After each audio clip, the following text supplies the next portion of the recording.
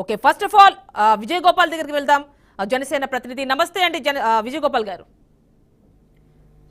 నమస్తే మేడం. నమస్తే. చూశారు కదా నాదెండ్ల మనోహర్, ఆయన ఇంతకు ముందు ఒక వీడియో ప్లే చేసాం, ఆయన మాట్లాడినటువంటి ఒక వీడియో చూసారా?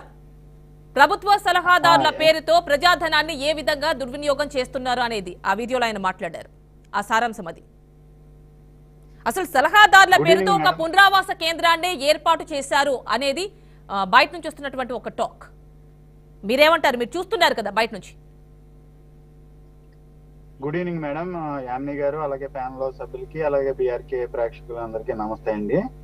యాక్చువల్ గా ఈరోజు మా పొలిటికల్ అఫైర్స్ కమిటీ చైర్మన్ గారు శ్రీ నాదెండ్ల మనోహర్ గారు, అంటే నాదెండ్ల మనోహర్ గారు Janasena party political affairs committee chairman అనే దానికంటే ఆయన గతంలో ఉమ్మడి ఆంధ్రప్రదేశ్ కి సభాపతిగా ఎంతో అనుభవంతో ఆ రోజు సభని దిగ్విజయంగా నడిపించినటువంటి వ్యక్తిగా, మంచి పేరు ప్రతిష్టలు తెచ్చుకున్నటువంటి వ్యక్తిగా మంచి గుర్తింపు ఉందండి. అటువంటి వ్యక్తి ఈ రోజు మా జనసేన పార్టీలో చాలా కీలక నేతగా, అలాగే పొలిటికల్ అఫైర్స్ కమిటీలో చైర్మన్ గా ఉంటున్నటువంటి వ్యక్తి ఈ రోజు ఎలిగేషన్ పెట్టారు అంటే అదేమి చిన్న విషయం కాదండి.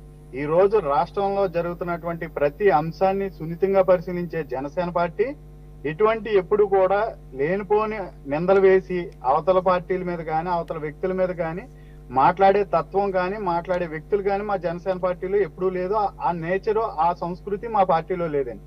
చాలా ఈ రోజు నాదెండ్ల మనోహర్ గారు చేసిన ఎలిగేషన్ ఏదుందో ఆ ఎలిగేషన్ కి 100% వాళ్ళ దగ్గర ఆధారాలు ఉన్నాయి కాబట్టే ఈ రోజు నాదెండ్ల మనోహర్ గారు ఈ ప్రెస్ కాన్ఫరెన్స్ పెట్టి ప్రభుత్వం మీద ఇంత భారీ ఎత్తులో జరిగినటువంటి అవినీతి మీద మాట్లాడటం జరిగిందండి. కుంభకోణం ఇది గట్టిగా మాట్లాడితే కుంభకోణం.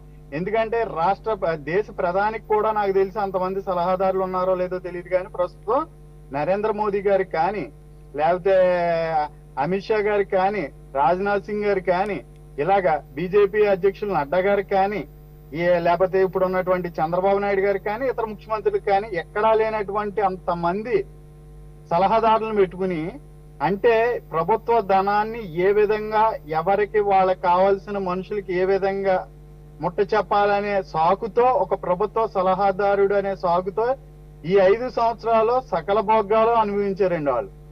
ఎందుకంటే ఒక ప్రెస్ మీట్ పెట్టడానికి సజ్జల రామకృష్ణారెడ్డి గారు, లేకపోతే ప్రభుత్వం మీద వచ్చినటువంటి అవినీతిని కప్పిపుచ్చడానికి మాట్లాడే వ్యక్తి సజ్జల రామకృష్ణారెడ్డి గారు. అలాగే లేనిపోని నిందలు మోపుతూ ప్రతిపక్షాల మీద లేకపోతే వాళ్ళ వ్యక్తిగత జీవితాల మీద మాట్లాడడానికి ఉండే వ్యక్తి, నియమించుకున్న వ్యక్తి సజ్జల రామకృష్ణారెడ్డి గారు. ఆ వ్యక్తికి 140 కోట్ల రూపాయలు కేవలం సజ్జలకొక్కరికి 140 కోట్లని అంటున్నారు. ఓవరాల్ గా మొత్తం ఉన్నటువంటి ఒక 80 నుంచి 90 వరకు ఉన్నటువంటి ఈ సలహాదారులకి ఒక సుమారు 700 కోట్ల రూపాయలు దుర్వినియోగం చేశారు అనేది బయట నుంచి వస్తున్నటువంటి ఒక మాట. ఎందుకు మీరైతే నంబర్ 2 కూడా, జనసేన నంబర్ 2 కూడా అంటున్నటువంటి 89 మంది సలహాదారులు ఉన్నారండి. ఈయన పరిపాలించే పరిపాలనకి 89 మంది సలహాదారులు అంటే నిజంగా ఈయన పరిపాలనే అస్తవ్యస్తంగా దరిద్రంగా ఉంది. అటువంటి దాంట్లో మళ్ళీ ఇది ఒక దరిద్రం. 89 మంది సలహాదారులను పెట్టుకుని కనీసం పాలించాలని ఈ పరిస్థితి నీకు వచ్చినటువంటి, అంటే ఇతనికి 89 మంది ఉంటేనే ఇంత దరిద్రంగా చేసాడంటే, అంటే యాక్చువల్ గా ప్రతి ప్రభుత్వానికి కూడా, ప్రతి ముఖ్యమంత్రి కూడా ఎవరైనా ఒకళ్ళిద్దరు సలహాదారులను పెట్టుకోవడం తప్పు లేదు, అది తప్పు కూడా కాదు. ఎందుకంటే ప్రజలకి నుంచి జరిగిన ప్రతి అంశాన్ని, ప్రజలకి కావాల్సిన అంశాలని, మంచి అంశాలు లేకపోతే మంచి ప్రజలకు ఉన్నటువంటి ఇబ్బందిని ప్రభుత్వం దృష్టికి తీసుకెళ్లి మంచి సలహాలు ఇవ్వాల్సినటువంటి సలహాదారులు ఒకళ్ళిద్దరు ఉన్న ప్రతి ఏ ప్రభుత్వంలో ఏ ముఖ్యమంత్రికైనా ఉన్నా తప్పులేదు. కానీ సుమారుగా కాదండి, 89 మంది ఒకే సామాజిక వర్గానికి చెందిన, అంటే ఇంచుమించు ఒక 5-6 తప్పితే మిగిలిన సంబంధించిన పెట్టుకుని. విజయ్ గోపాల్ గారు, ఓకే, ఇప్పుడు మనకి హనుమంత్ రెడ్డి గారు వైసీపీ నుంచి అందుబాటులో ఉన్నారు, వారితో మాట్లాడదాం. నమస్తే అండి.